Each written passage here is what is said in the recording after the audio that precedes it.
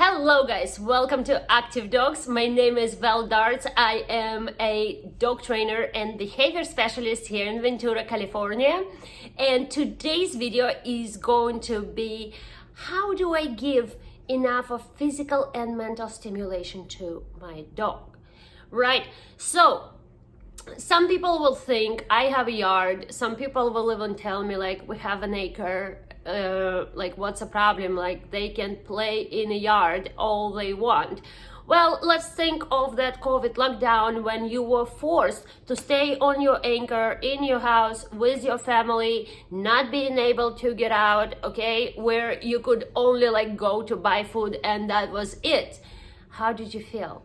Well, why would your dog feel any different than that? Okay, so why is the anchor, unless you have some animals that the dog can herd, right? Unless you're actually doing some training on that anchor, even then the dogs, they're meant to go and explore out. Okay, so let's go physical exercise first. On the anchor, you can throw the ball for 15-20 minutes here. Well, what is the rest, an hour and a half, are you gonna do with your dog? Walk him. Walk him. You can walk him if the dog is still, like for my dog, it is not enough to just walk. Like it has to be literally like, you know, cardio, then walk, cardio, then walk, right? And a lot of dogs, like the hunting dogs, like labs, you know, they need a lot of exercise. Some of them, like German Shepherds, they're not meant to really chase you after the bicycle, right? Because they need the sprinting. They should not be doing continuous running because that's really bad for their joints. You know, so you have to really, you know, do a little research on a dog breed that you have. However, Huskies, Labs, let's go running, let's go chasing that bicycle, let's go chasing that mountain bike. Okay, if you live where it's cold and there's snow, okay, what do? You know, there's little skis you can get, they're like this big. I remember having them as a child. You can put a harness on your dog and let your dog pull it. It's gonna be fun for your dog, it's gonna be fun for you.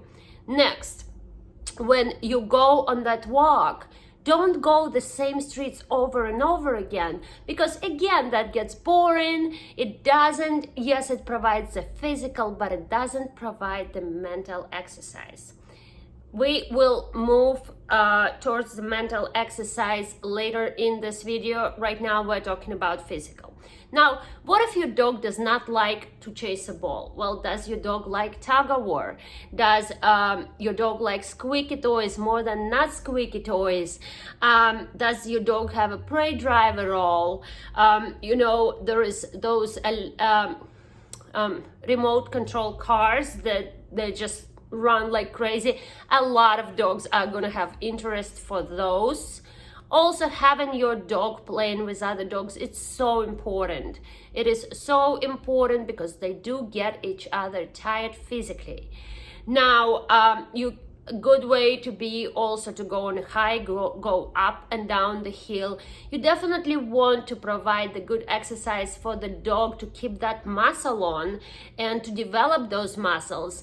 And this way, in the later age, your dog is not hopefully gonna suffer so much with the joints. You know, when the muscles are stronger, they protect the bones, right? All right, so let's go ahead and move on to the mental exercise.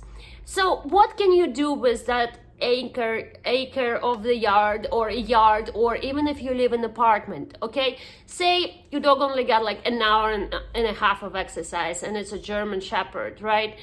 And he is looking at you like, not enough, not enough.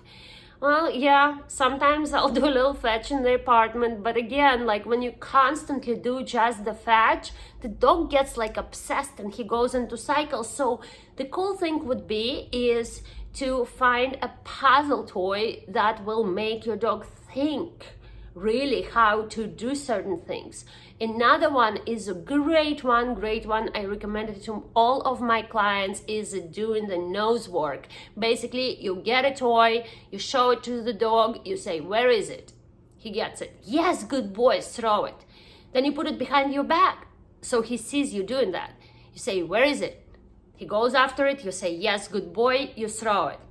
Then you make him sit and you put the dog and stay, right? And you put it somewhere where he cannot see it, but where he saw you putting it. So he can, eventually you will develop that nose. At this point, my dog will go and look for the dog and for the ball if I hide it anywhere in my apartment, right? So that is a great one, and you can take that game to the yard, you know.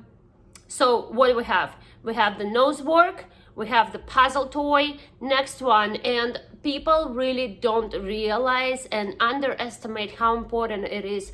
When you take your dog on a walk, do let your dog sniff. Like, don't let him sniff every single thing, but stop every once in a while, let your dog do a full-on investigation. When your dog works with his nose, he gets tired, he gets the mental stimulation. Next, and